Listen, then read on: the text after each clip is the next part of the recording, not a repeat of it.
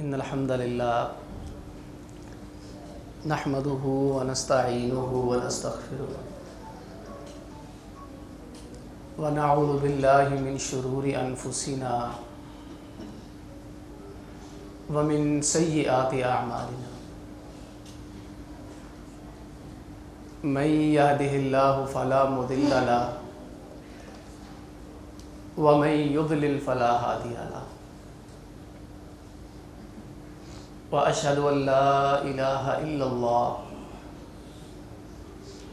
وأشهد أن محمدًا عبده ورسوله أما بعد فإن خير الحديث كتاب الله وخير الهدي هدي محمد صلى الله عليه وسلم وشر الأمور محدثاتها وكل محدثة بدعة وكل بدعة ضلالة وكل ضلالة في النار. قال الله تعالى في محكم تنزيله إن الله لا يغير ما بقوم حتى يغيروا ما بأنفسهم.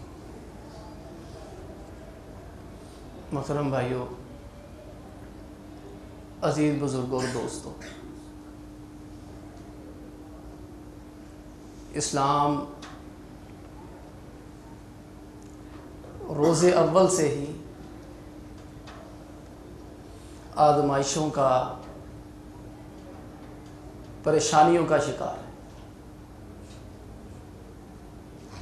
اللہ کے پیغمبر علیہ الصلاۃ والسلام نے جب دین کی دعوت دی تو اسی وقت سے مخالفت کا، پریشانیوں کا آغاز ہو گیا۔ ستیزہ کار رہا ہے ازل سے تا امروز، چراغ مصطفی سے شرار ابولہبی۔ شروع دن سے ہی سگا چاچا مخالف ہوا، پھر آپ علیہ الصلاۃ والسلام کے ساتھ جو سلوک روا رکھا گیا، پریشان کیا گیا، تکالیف سے دوچار کیا گیا، وہ آپ سے مخفی نہیں ہے۔ صحابہ اکرام رضی اللہ تعالی عنہم پر زیادتیاں، ظلم پہاڑی توڑ دی۔ پھر صحابہ اکرام رضی اللہ تعالی عنہم جب مضبوط بھی ہو گئے، اللہ سبحانہ و تعالیٰ نے خلافت سے بھی نواز دیا اور زمین میں قوت بھی عطا کر دی۔ اس کے باوجود ریشہ دمانیوں کا، سازشوں کا سلسلہ جاری تھا۔ ہر عہد میں کوئی نہ کوئی ایسا مسئلہ کھڑا ہو جاتا تھا کہ لوگوں کو لگتا تھا کہ پتہ نہیں اب اسلام، مسلمان بچیں گے کہ نہیں بچیں گے۔ اللہ کے حبیب علیہ الصلاۃ والسلام کے انتقال کے بعد سیدہ عائشہ فرمایا کرتی تھی نا، نازل بی بموت رسول اللہ صلی اللہ علیہ وسلم لو نازل علی الجبال لحافھا، کہ اللہ کے حبیب علیہ الصلاۃ والسلام کے انتقال کے بعد میرے والد گرامی پہ اتنے مصیبتوں کے پہاڑ آئے، اتنے مصیبتوں کے پہاڑ ٹوٹے، اتنی پریشانیاں آئیں کہ وہ پریشانیاں کسی پہاڑ پہ بھی رکھتے پہاڑ بھی ریزہ ریزہ ہو جائے۔ مانعین زکوٰۃ کا فتنہ، مرتدین کا فتنہ، منافقین کا فتنہ، جھوٹے جو مدعیان نبوت تھے ان کا فتنہ، اللہ رب العالمین نے اسلام اور مسلمانوں کو سرخرو کیا۔ پھر عثمان غنی رضی اللہ تعالیٰ عنہ کی شہادت کا سانحہ، جنگ جمل، جنگ صفین، جنگ نہروان، کربلا، وادی حرہ، اور پھر عبداللہ بن زبیر رضی اللہ تعالی عنہما، مروان بن حکم، عبد الملک بن مروان، پتہ نہیں کیا کیا معاملے ہوئے۔ ان تمام معاملات میں ہم دیکھتے ہیں اتنی بڑی بڑی پریشانیوں کے باوجود مسلمانوں کا اسلامی تشخص برقرار رہتا تھا۔ بظاہر یہی لگتا تھا کہ مسلمان اب گئے، ابھی گئے، ابھی گئے، جب گئے، تب گئے، کب گئے، لیکن اتنی بڑی بڑی مصیبتیں آئی ہیں نا کہ تتاریوں سے بڑا فتنہ بھی شاید ہی کوئی آیا۔ خلافت عباسیہ کا بھی خاتمہ ہو گیا۔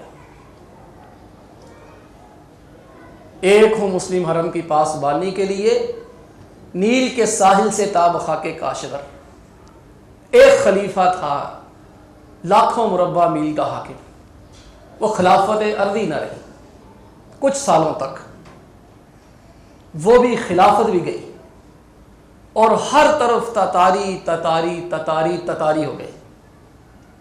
کسی کے وہم و گمان میں بھی نہیں تھا کہ یہ تتاری بھی مسلمان ہو جائے۔ ہے ایا یورش تاتار کے افسانے سے پاسبا مل گئے کعبے کو صنم خانے سے، کہ یہ تتاری ہیں جو کھوپڑیوں کے مینار تعمیر کرتے ہیں، بڑا کچھ کرتے ہیں، آبو ریزیاں کرتے ہیں، عصمت دریاں کرتے ہیں، خون کی ندیاں بہاتے ہیں، لیکن اللہ سبحانہ و تعالیٰ نے ان کے اندر سے قبلائی خان جیسا ایک بندہ پیدا کیا جو ذاتی کمزوریوں کے باوجود مسلمانوں کے لیے، اسلام کے لیے ایک محافظ بن گیا۔ وہ اقبال نے اس لیے کہا نا، ہے ایا یورش تاتار کے افسانے سے پاسباں مل گئے کعبے کو صنم خانے سے۔ یہ دیکھیں جو میں نے ایک معروضات پیش کی ہیں، آپ ان کو ذرا سامنے رکھ کر غور کریں کہ اسلام اور مسلمان برقرار رہتے تھے۔ ان تمام چیزوں کے باوجود، سانحات کے باوجود، خلافتیں تک گر جاتی تھیں، لیکن مسلمانوں کی تہذیب نہیں خراب ہوتی تھی، مسلمانوں کے لباس پہ کبھی فرق نہیں آتا تھا، مسلمانوں کی شناخت پہ فرق نہیں آتا تھا۔ اجتماعی طور پر معاشرے کے اندر جو اسلامی مزاج تھا وہ برقرار رہتا تھا۔ مسلمانوں نے کبھی کافرانہ لباس پہننے میں، کافرانہ شکل و شباہت اختیار کرنے میں، کافرانہ رسوم و رواج اختیار کرنے میں اور کافرانہ زبان اختیار کرنے میں کبھی فخر محسوس نہیں کیا۔ یہ لباس پہننا، یہ زبان اختیار کرنا، یہ بظاہر معمولی چیزیں دکھائی دیتی ہیں، لیکن ان کو استعمال کیا جائے ان سے مرعوب نہیں ہوتے۔ مسلمان کبھی مرعوب نہیں ہوتے تھے۔ کیوں؟ اس لیے کہ مسلمانوں کا جو اجتماعی خمیر تھا، مجموعی مزاج تھا، وہ اسلامی تھا۔ انفرادی طور پر بھی مسلمان تھے، اجتماعی طور پر بھی مسلمان تھے، لیکن ہم دیکھتے ہیں گزشتہ 150 سال سے وہ کیفیت ختم ہو گئی۔ تقریباً 1300 سال تک اللہ کے فضل و کرم سے ہماری اسلامی شناخت برقرار رہی، اسلامی تشخص برقرار رہا، اسلام کی عظمت رفتہ بحال رہی۔ دور سے دیکھ کے تو پتہ چل جاتا تھا کہ یہ مسلمان ہے۔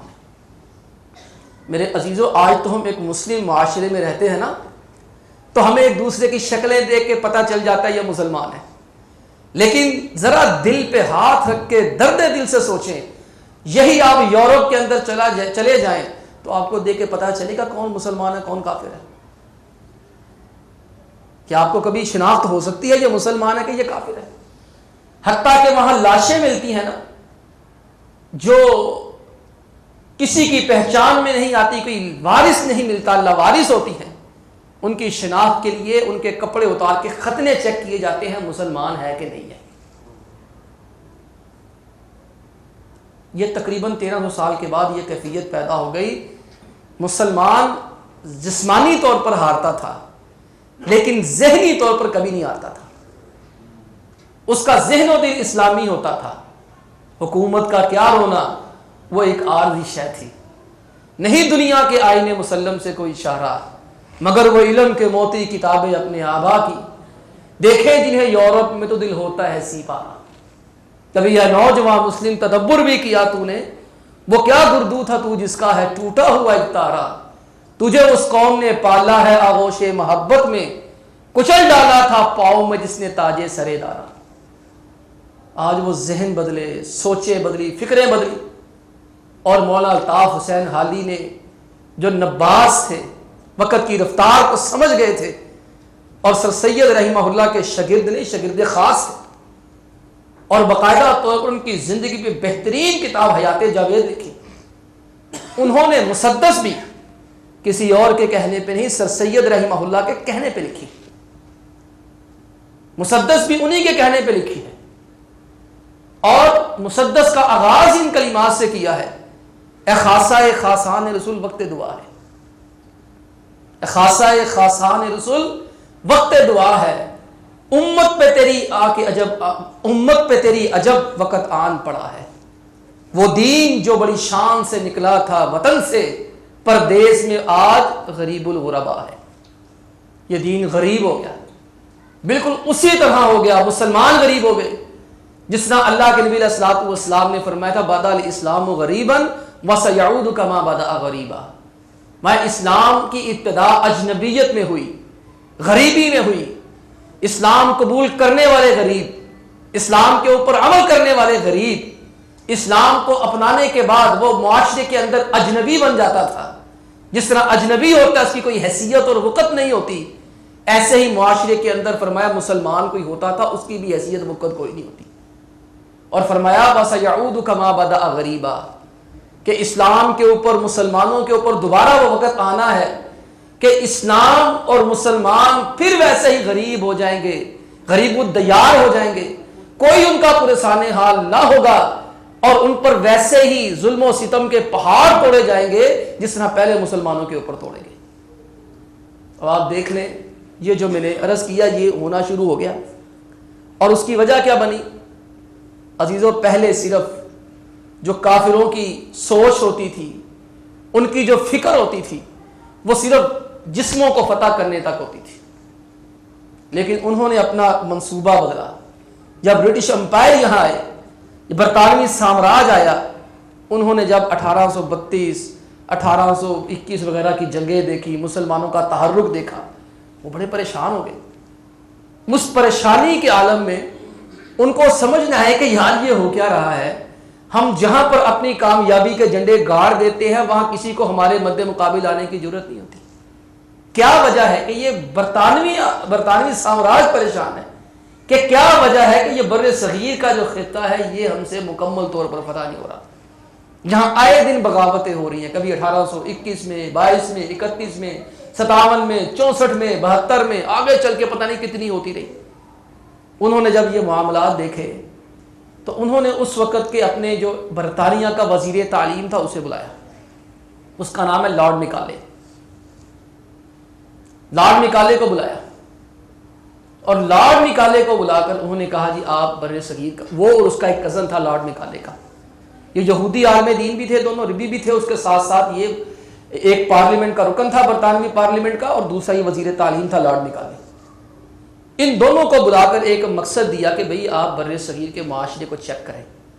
انہوں نے جب 1.5-2 سال بر صغیر کا جائزہ لیا، پڑھایا، دیکھا، جانا، پرکھا، آنکا تانکا جانکا، انہوں نے پھر آ کر جو نچوڑ نکالا، انہوں نے کہا کہ اگر آپ بر صغیر پہ حکومت کرنا چاہتے ہیں، ان لوگوں کے دماغ بدل دیں.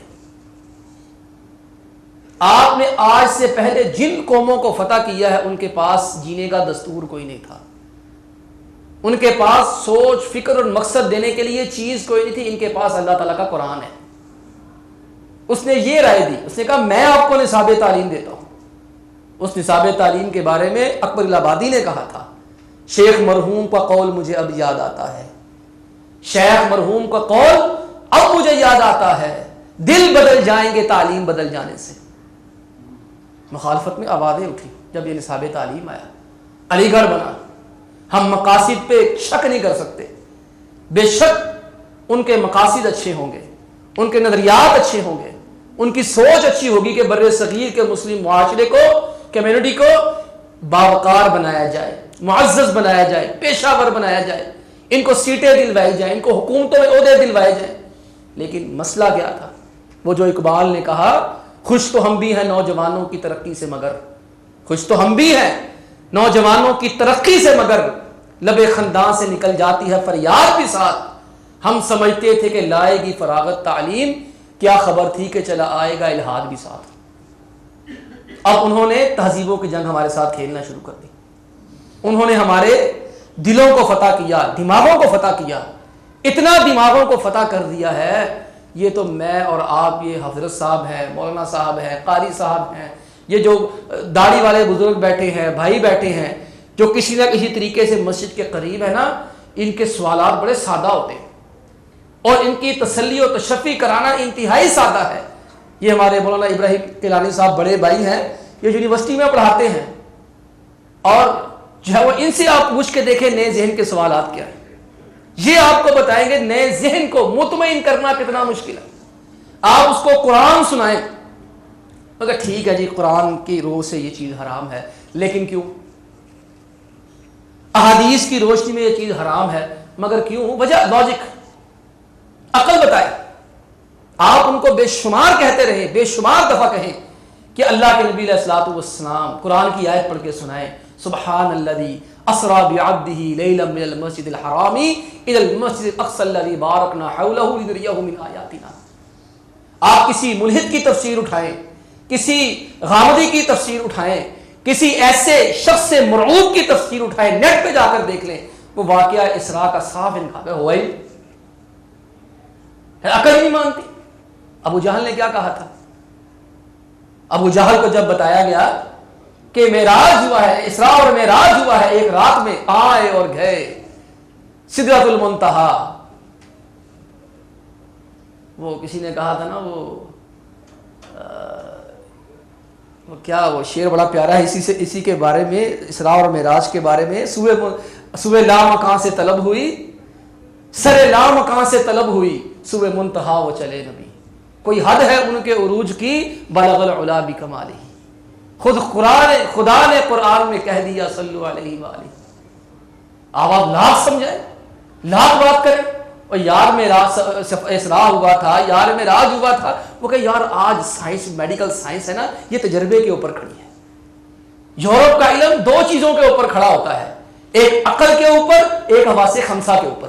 ایک ہے حواس خمسہ کے اوپر، ایک عقل. یورپ میڈیکل سائنس ہے، یورپ کا جو بھی علم ہے. میں تو کبھی اسکول گیا ہی نہیں، مجھے تو ان چیزوں کا پتہ ہی نہیں ہے، میں ایک کلاس بھی نہیں پڑھی، مجھے تو ان چیزوں کا پتہ ہی نہیں ہے. لیکن جو مطالعہ کیا، اساتذہ سے بیٹھ کے سیکھا، کتابوں سے پڑھا، دوست سے سنا، کتابوں میں بتاتے ہیں کہ بھی یورپ کا علم دو بنیادوں پہ کھڑا ہے. کسی چیز کو ثابت کرنا ہے، کہتے یا حواس خمسہ یا عقل. یا چیز نظر آئے گی تو ماننا ہے، ورنہ نہیں ماننا. حواس خمسہ، چکھ کے دیکھو، ہاتھ لگاؤ، ہاتھ چکھنا، ذائقہ، کہتے چیز حواس خمسہ پہ پوری اتری گی تو مانیں گے، ورنہ نہیں ماننا. انکار، قبر کے عذاب کا انکار نہیں ہوتا. کیا لوگ نہیں کرتے؟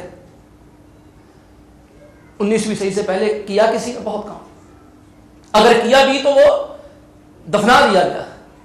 معاشرے کا مجموعی مزاج دیندارانہ تھا، وہ ان لوگوں کو قابل تسلیم ہی نہیں کرتے تھے، اس حیثیت ہی نہیں دیتے تھے. وہ لاکھ ایڑی چوٹی کا زور لگاتے، بہت منطق فلسفہ جھاڑتے، لوگ مانتے ہی نہیں تھے. کہتے نہیں یہ قرآن ہے، یہ حدیث ہے، ہم مانیں گے. یورپ کا علم دو بنیادوں پہ کھڑا ہے، حواس خمسہ، عقل. عقل کا انکار نہیں، حواس خمسہ کا انکار نہیں، لیکن ایک تیسری چیز ہے جو ہمارے پاس ہے، وحی الہی.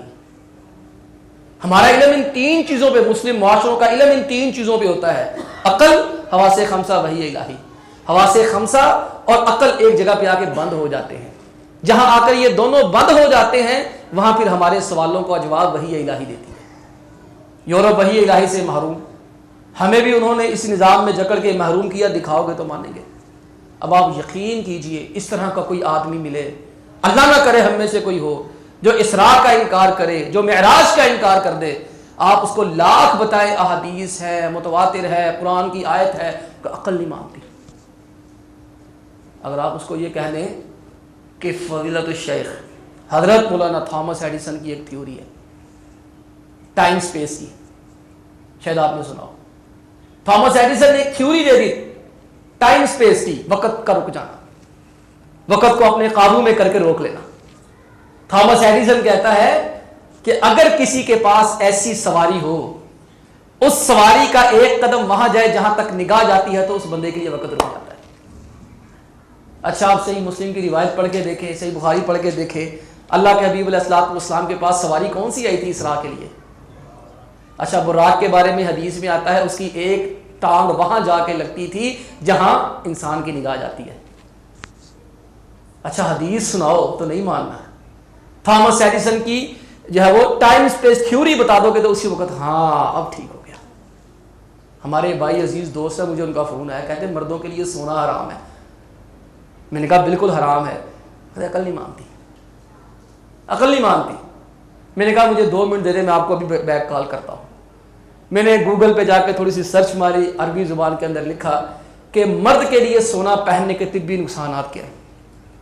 وہ جناب والا ایک پوری لسٹ آ گئی، اس میں لکھا تھا کہ اگر مرد پہنے مردانہ کمزوری ہو جاتی ہے، مرد پہنے تو اس کی فلاں چیز کمزور ہو جاتی ہے، فلاں چیز کمزور ہو جاتی ہے۔ میں نے 5-6 بیماریاں گنوائیاں، کہتا ہاں اب پتہ چلا واقعتاً مرد کو سونا نہیں پہننا چاہیے۔ شیخ مرحوم کا قول مجھے اب یاد آتا ہے، دل بدل جائیں گے تعلیم بدل جانے سے۔ انہوں نے ہمارا نصاب تعلیم بدلا۔ لارڈ میکالے نے کچھ ہے وہ ہمفرے کے اعترافات، ایک کتاب ہے کبھی آپ پڑھیں، ہمفرے کے اعترافات، ایک کانفرنس ہے، اس نے یورپ کے جو اس طرح کے اعترافات کیے ہیں کہ ہم نے دنیا کے اندر اپنی حکومتوں کو برقرار رکھنے کے لیے وہاں جو تعلیمی نظام بدلا، وہاں جو معاشی نظام بدلا، وہاں جو سیاسی نظام بدلا، تجارتی نظام بدلا، فیملی سسٹم بدلا، اس نے کھلے دل سے اعتراف کیا کہ ہم یہ مجرم ہیں۔ مارکیٹ میں عام دستیاب ہے ہمفرے کے اعترافات، اس نے لکھا اس کے اوپر، اس نے ان چیزوں کو لکھا، لارڈ میکالے کا بھی تفصیلا لکھا اور ساتھ لارڈ میکالے کے نکات لکھے۔ لارڈ میکالے نے کہا ان کا نصاب تعلیم بدلو، جب تک ان کے اندر قرآن و سنت ہے نا تم ان کو نہیں بدل سکتے۔ نصاب تعلیم بدلو اور نصاب تعلیم کی زبان بدلو۔ اب کہنے میں یہ بہت معمولی بات ہے، نصاب تعلیم بدلا جانا اور نصاب تعلیم کے لیے زبان بدل جانا۔ یہ کھیل 1832 سے شروع ہوا ہے، 2022 سے تک جاری ہے۔ ناروے، انگلینڈ، آسٹریلیا اور امریکہ اربوں ڈالر سالانہ پاکستان میں خرچ کر رہے ہیں نصاب تعلیم کے اوپر۔ آپ کو پتہ نہیں کیا ہو رہا ہے، مجھے پتہ نہیں کیا ہو رہا ہے۔ ایک چھوٹی سی چیز بدلنے کے لیے اللہ کہاں ہے؟ دیکھیں نصاب تعلیم کیسے بدلا۔ گھروں میں جائیں بچوں سے پوچھیں اللہ کہاں ہے۔ جو تو مولانا صاحب کے پاس بیٹھ گیا، قاری صاحب کے پاس بیٹھ گیا، اس نے تو کہنا ہے جی اللہ آسمانوں میں عرش پہ ہے، لیکن جس نے یہ نصاب تعلیم پڑھا اس نے کہا اللہ ہر جگہ پہ ہے۔ تجھے اور مجھے پتہ بھی نہیں چلا، میرے بچوں کا عقیدہ ہی خراب ہو گیا۔ اس نے کہا نصاب تعلیم بدلو، نصاب تعلیم کی زبان بدلو۔ اگلا کام کیا کھیلا؟ اچھا میں نصاب تعلیم پہ تھوڑی سا اشارہ کرتا جاؤں۔ آپ نے وہ پرل ہاربر جو ہے وہ یہ ہیروشیما ناگاساکی پہ جو ایٹم بم برسائے گئے تھے، آپ کو ان کا پتہ ہوگا، تعارف وہ بس سب کو پتہ ہے، دوسری جنگ عظیم میں۔ اچھا اس سے پہلے جاپان سے زیادہ دنیا میں جنگجو قوم کوئی نہیں تھی، بدمعاش قوم کوئی نہیں تھی۔ اس ایٹم بم کا ایسا ایک ایٹم بم دو جا کے لگے، اس وقت پوری دنیا میں جاپان سے زیادہ سلجھی، شائستہ، خوش مزاج قوم کوئی نہیں۔ سروے آیا ہے پیچھے کہ دنیا میں سب سے زیادہ خوش مزاج ناروے، جاپان میں پائے جاتے ہیں۔ لو جی ایٹم بم پھٹ گئے، برطانیہ جیت گیا، امریکہ جیت گیا، جرمنی ہار گیا، یہ جو ان کے اتحادی تھے وہ جیت گئے، محوری ہار گئے، ایک بندر بانٹ ہوئی دنیا میں پاسپورٹ کا نظام لایا گیا، سرحدیں کھینچی گئیں، مختلف ٹکڑیاں کی گئی ہیں، تمہاری ہے، یہ میری ہے، یہ اس کی ہے، یہ اس کی ہے۔ اب جاپان آ گیا امریکہ کے حصے۔ اب جاپان اور امریکہ کی آپس میں گفت و شنید ہو رہی ہے۔ جاپان کے ساتھ امریکن نے جو گفت و شنید کی، ان کے ساتھ جو بات کی کہ آج کے بعد جاپان سے بادشاہت کا خاتمہ، انہوں نے کہا ٹھیک ہے۔ وہ کیا کرتے؟ ہارے ہوئے تھے، بادشاہت ختم۔ آپ کی فوج آج کے بعد نہیں ہوگی، نہیں ہوگی۔ آپ کے پاس آج کے بعد اسلحہ نہیں بنایا جائے گا، نہیں بنایا جائے گا۔ آپ یہ نہیں کریں گے، وہ نہیں کریں گے، ایسے نہیں کریں گے، ویسے نہیں کریں گے۔ وہاں جاپان کا وزیر تعلیم بھی ساتھ بیٹھا تھا۔ اس امریکن سفیر نے یا جو بھی تھا مشیر، اس نے کہا کہ آج کے بعد جاپان میں نصاب تعلیم ہمارا ہوگا اور انگلش میں ہوگا۔ یہاں پہ انہوں نے سوئی پھنسا دی، سینگ اڑا دیا اس نے کہا نہیں، تمہاری باقی ساری شرطیں منظور ہیں، لیکن یہ نصاب تعلیم ہمارا ہوگا اور ہماری زبان میں ہوگا۔ انہوں نے سمجھا کہ چلو خیر ہے، کوئی بات نہیں، اتنی منوالی ہے، ایک کی خیر ہے۔ اچھا ایک باری پڑ گئی، پوری دنیا امریکہ سے پیسہ قرضہ لیتی ہے، امریکہ جاپان سے لیتا ہے، امریکہ جاپان کا قرض دار ہے، پوری دنیا جاپان سے بھی لیتی ہے، لیکن امریکہ نے سب سے زیادہ بلینز ڈالر جو ہے وہ کے حساب سے امریکہ نے جو ہے وہ جاپان سے قرضہ لیا ہوا ہے۔ کیا کیا انہوں نے اپنا تعلیمی نظام اپنے ہاتھ میں رکھا، جاپان میں سروے کرایا، جاپان سے جو 100 ذہین ترین بندے تھے نا، 100 ذہین ترین بچے انہیں لیا، ان بچوں کے دل و دماغ کے اندر جاپانیت کوٹ کوٹ کے بھر دی، وطنیت کوٹ کوٹ کے بھر دی، اور ان بچوں کو پرائمری لیول سے لیا، اور پرائمری لیول سے لے کے ایف اے بی اے کروا کر پوری دنیا میں جاپانی گورنمنٹ کے خرچے پر مختلف مضامین کے اندر پی ایچ ڈیاں کروائی، اور ان کو واپس بلا کے ہر بندے کو اس کے مضمون میں ایک یونیورسٹی بنا کے دے دی۔ اہل صنم موجے سریا سے جا ملے، اہل حرم دعاؤں کا اثر دیکھتے رہے۔ قومیں ایسے بنتی ہیں، ہم سمجھتے ہیں یہ معمولی چیز ہے، اللہ کے بندو معمولی چیز نہیں ہے۔ لارڈ میکالے نے کہا ان کا نصاب تعلیم تبدیل کرو، نصاب تعلیم تبدیل کرنے کے ساتھ زبان تبدیل کرو۔ اور آپ کو پتا ہے پوری دنیا کے اندر پاس ہونے کے لیے کتنے نمبر چاہیے؟ ہاں جی نہیں، یہی تو مسئلہ ہے۔ شیخ صاحب کتنے نمبر تھے سعودی عرب میں پاس ہونے کے لیے؟ بلا 60 نمبر۔ یہ ہمارے بیڑا غرق ہوا ہے۔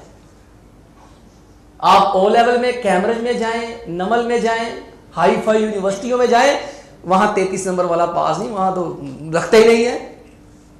جائیں، وہ تو آئی کیو لیول اتنا ٹیسٹ کرتے ہیں، وہ تو ماما بابا چاچے تایا کا پوچھتے ہیں پڑھے کتنے نے، وہ تو داخلہ ہی نہیں دیتے، وہ تو پہلے ماں باپ کے سرٹیفکیٹ مانگتے ہیں، یہ کتنے پڑھے ہوئے ہیں، پہلے یہ بتاؤ یہ بچہ اس قابل ہے اس یونیورسٹی میں ہے۔ آپ جائیں بڑے بڑے کالجز میں جہاں 6-6 لاکھ 10-10 لاکھ سیمسٹر فیس ہے، آپ وہاں جائیں، آپ کو پتہ لگ جائے، آپ کو فاسٹ یونیورسٹی میں آپ جائیں، آپ کو پتہ لگ جائے، وہاں 90 نمبر سے کم نمبر ہو اٹھا کے باہر پھینک دیتے ہیں، چلو نکلو یہاں سے، فیس لینا، اگر 90 نمبر سے کم نمبر ہے نکلو یہاں سے، چلو ہم نے اپنا معیار نہیں گرانا۔ انہوں نے یہ چال ہمارے ساتھ کھیلی کہ 33 نمبر والا پاس ہے نہیں، اب 33 نمبر والا بھی پاس ہوتا ہے وہ سٹار بھی مل جاتے ہیں، 33 نمبر تو ہے ہی ہے نا۔ اگر کوئی ہمارے جیسا کمزور ہو 33 نمبر بھی نہ لے سکے تو پھر 33 نمبر والا نہ لے سکے تو اس کو اسپورٹس گیم کے اندر ڈال دیتے ہیں، کوئی 3 سٹار لگا دیتے ہیں، کوئی 4 سٹار لگا دیتے ہیں۔ مدارس میں 90 نمبر والا فرسٹ ڈویژن مانا جاتا ہے، پوری دنیا میں 60% نمبر لینے والا پاس ہوتا ہے، کوئی گریڈنگ شیڈنگ کا چکر نہیں ہے وہاں پر، کوئی یہ سٹار سٹور کا چکر نہیں ہے۔ کیوں؟ جس نے 60 نمبر کے لیے محنت کرنی ہے اس کا تعلیمی معیار اور ہوگا، علمی معیار اور ہوگا، جس نے 33 نمبر کے لیے محنت کرنی اس کا تعلیمی معیار ذرا کچھ اور ہی ہوگا۔ یہ انہوں نے ایک چیز یہ ہمارے اندر داخل کی۔ اور اگلا جو لارڈ میکالے نے، 2 چیزیں بڑی خطرناک، ہم بھی اس میں مبتلا ہو جاتے ہیں۔ اس نے دیکھا کہ یہ علماء ہے نا، ان کی بڑی حیثیت اور وقت ہے، اس نے کہا کہ لوگوں کے دلوں میں علماء کی نفرت پیدا کر دو، لوگوں کے دلوں میں علماء کی نفرت پیدا کر۔ اچھا آپ تاریخ کا مطالعہ کریں نا، پیچھے جائیں تھوڑا سا، آپ تاریخ آزادی پڑھ لیں، 1857 سے پہلے پڑھیں نا، ہر جو عظیم آدمی ہے وہ دنیا کا پڑھا ہے، دین پڑھا نہیں ہے نا، وہ اپنے نام کے ساتھ مولوی لگانے میں فخر محسوس کرے گا۔ مولوی سر سید ہے، مولانا سر سید احمد، مولانا شبلی نعمانی، مولانا الطاف حسین حالی، مولانا محمد علی گوہر، مولانا شوکت علی جوہر، یہ کوئی مولوی تھے؟ اللہ کے بندو نہیں، معروف معانی میں یہ مولوی نہیں تھے۔ اس دور کا ایک رواج تھا، اس دور میں علم کا، علمیت کا، عملیت کا اور عظمت کا معیار یہ تھا جو مقام پہ فائد ہو جاتا، یوں سمجھیے ڈاکٹریٹ کی ڈگری سے بڑی ڈگری ہوتی تھی کسی کو مولوی کہہ کے مخاطب کرنا۔ لوگ فخر محسوس کرتے تھے ہمیں مولوی صاحب کہا جا رہا ہے، لیکن آج کوئی پسند کرتا اسے مولوی کہا جائے، اے مولوی قاری گال سن حافظ قاری ادھر. دیکھیں یہ حقیقتیں ہیں, اس سے ہم فرار نہیں اختیار کر سکتے. یہ حقیقی بات ہے. شیخ مرحوم کا قول مجھے اب یاد آتا ہے, دل بدل جائیں گے تعلیم بدل جانے سے. دل بدلے, ذہن بدلے. وہ جو اکبر نے کہا نا, چھوڑ لٹریچر کو, اپنی ہسٹری کو بھول جا, شیخ و مسجد سے تعلق قطع کر اسکول جا. 4 دن کی زندگی کوفت سے سا کیا فائدہ, کھا ڈبل روٹی کلرکی کر خوشی سے بھول جا.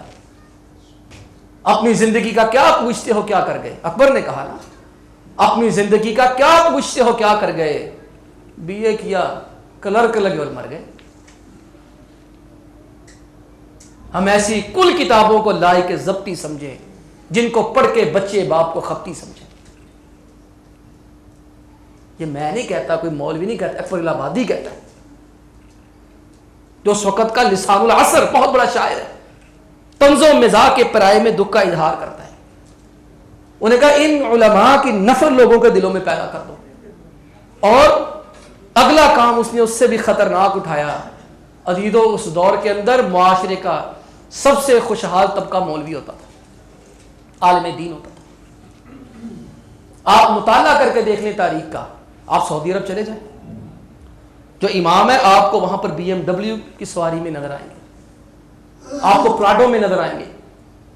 ایک امام نے 3-3 4-4 گاڑی رکھی ہیں, بیش بہا مال و دولت کے مالک نظر آئیں گے. ہمارے اساتذہ مدینہ یونیورسٹی جو ہے وہ پڑھاتے تھے. میں کہتا ہوں نئی گاڑیوں میں آتے تھے. ہر دوسرے ہفتے نئی گاڑی, ہر تیسرے ہفتے نئی گاڑی. انگریز نے پھر ذاتوں کا تعین کیا, اس نے ذاتیں بنائی.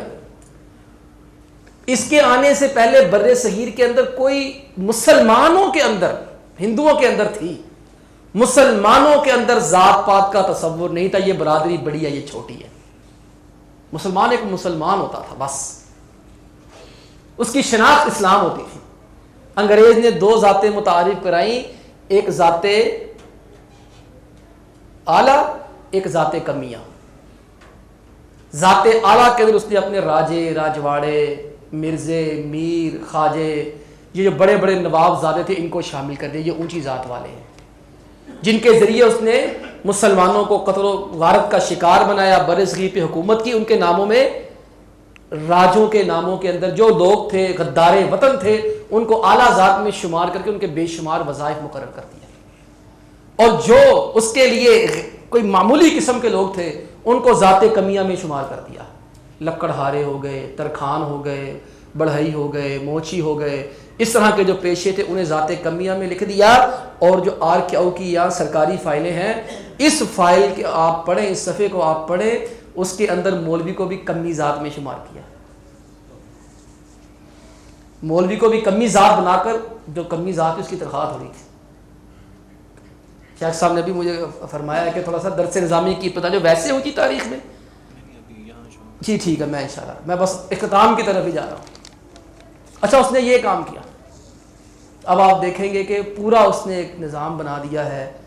آپ دیکھ لیں, آپ کسی قاری صاحب کو, کسی مولوی صاحب کو, امام اور خطیب صاحب کو اگر لاکھوں کروڑوں میں کھیلتے دیکھتے ہیں تو آپ کے دل کے اوپر کیسی چھریاں چلتی ہیں.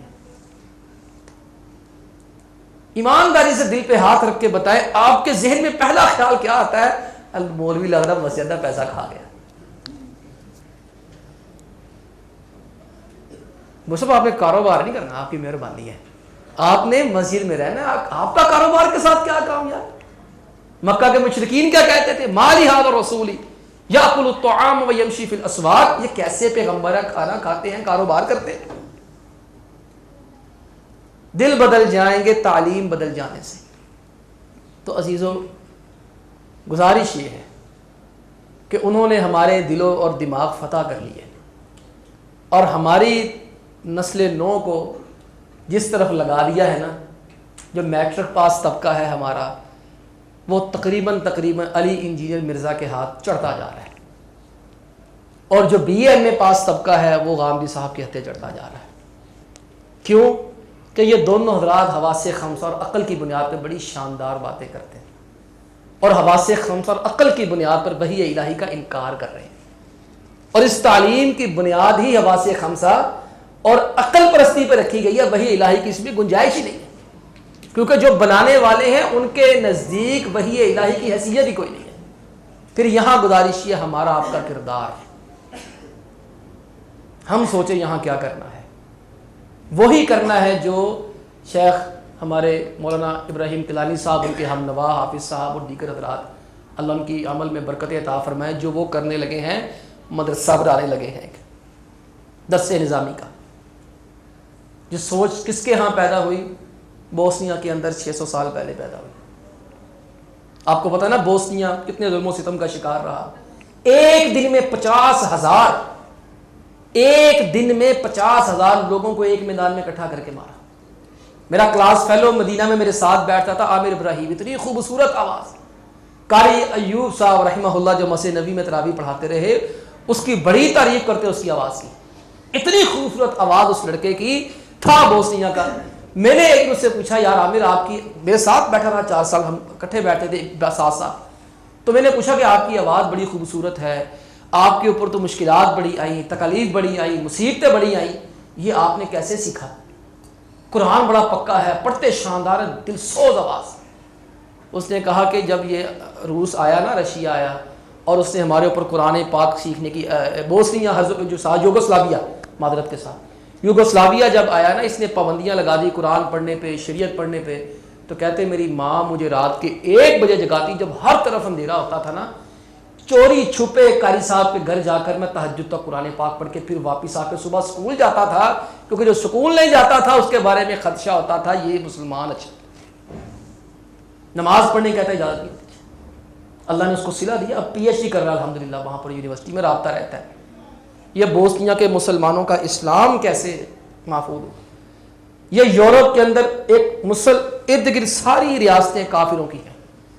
جب یہ مسلمان ان کا دفاع کرنے سے قاصر اور عاجز آ گئے, وہاں کے لوگ وہ بیٹھے, وہاں کے لوگ بیٹھے, ان لوگوں نے بیٹھ کے یہ فیصلہ کیا کہ اگر ہم نے اپنا دین بچانا ہے تو ہمیں یہاں ایک مدرسہ بنانا پڑے گا.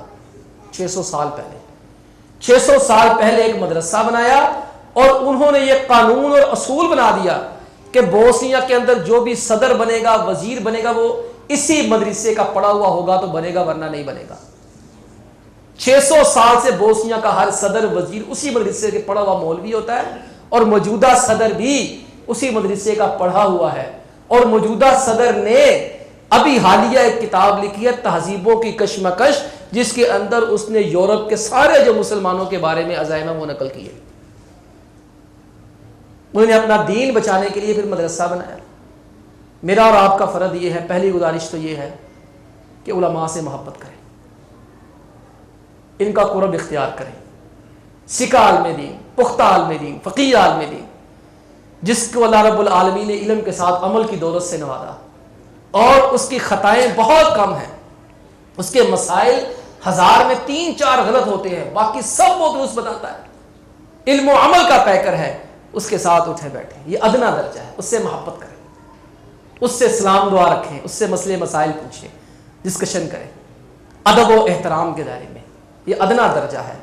اور اعلیٰ درجہ کیا ہے کہ اس کو کم از کم اپنے گھر سے ایک بچہ مدرسے کے اندر ضرور داخل کرائیں. جیسے یہاں پر مولانا فرما رہے تھے کہ درس نظامی کا آغاز ہو رہا ہے, تو آپ سے گزارش یہ ہے کم از کم اپنے گھر سے ایک بچہ جو ذہین اور فتین ہے, وہ رہے کہ کوشش نہیں کرتے ہیں مسیطے مارے میں. اللہ کا فضل ہے, وہ بھی چل جاتا ہے, چل وہ بھی جاتا ہے, اللہ کا نظام ہے. ابن الجوزی رحمہ اللہ کتنے بڑے خطیب ہیں, 1 لاکھ بندے نے ان کے ہاتھوں پہ جو توبہ کی ہے, 10,000 نے اسلام قبول کیا ہے, 70 ہزار کے مجمع کو تقریر کرتے تھے. کہتے باپ فوت ہو گیا, ماں نے شادی کر لی, ماموں کے پاس رہتا تھا, ماموں نے کیا گھر بیٹھ رہا تھا مسیطے بادل نے. ابن الجوزی کہتا ہے کہ میں روٹیاں ہوتی تھی, سالن ہوتا کوئی نہیں تھا, میں دریائے دجلہ کے کنارے بیٹھ کے وہ ڈبکیاں, روٹیاں سخت ہوتی تھی, وہ ڈبو کے کھا لیتا تھا. اللہ نے وقت کا امام بنا دیا, خطیب اسلام بنا دیا. چلو وہ بھی جاتا ہے, یہاں کھوٹے سکے بھی چل جاتے ہیں. تو بچا بچا کے نہ رکھ اسے, تیرا آئینہ ہے وہ آئینہ, جو شکستہ ہو تو عزیز تر ہے نگاہ آئینہ ساز میں. اللہ کو تو شکستہ ویسے ہی بڑے اچھے لگتے ہیں، اس کو تو اپنی راہ میں آنے والے لگتے ہی شاید نکمے اچھے، جو ہم جیسے یہاں پہ آ کے نکمے بیٹھ گئے. تو کم از کم ایک بچہ ذہین و فتین ہے نا، اس کو دین کے لیے خاص کریں، اس کے لیے کاپیاں پینسلیں، اس کا خرچہ بالکل ویسے اٹھائیں جیسے آپ ایک اس بچے کا اٹھاتے ہیں جو اسکول کالج میں یونیورسٹیوں میں پڑھتے ہیں. یہ نہیں کہ مدرسے میں داخل کرا دیا اب مدرسہ کاپی دے، مدرسہ پینسل دے، مدرس دیتے ہیں، مدارس دیتے ہیں، یہ اس کی تاریخ ہے کیوں دیتے ہیں، لیکن ان کے اوپر سرمایہ کاری کریں، سرمایہ کاری کریں جیسے اس بچے کے اوپر کرتے ہیں، اس کے لیے دعائیں کریں، اور آپ اس کا نتیجہ دیکھیں گے کہ یہ بچہ فخر سے آپ کا سر بلند کرے گا.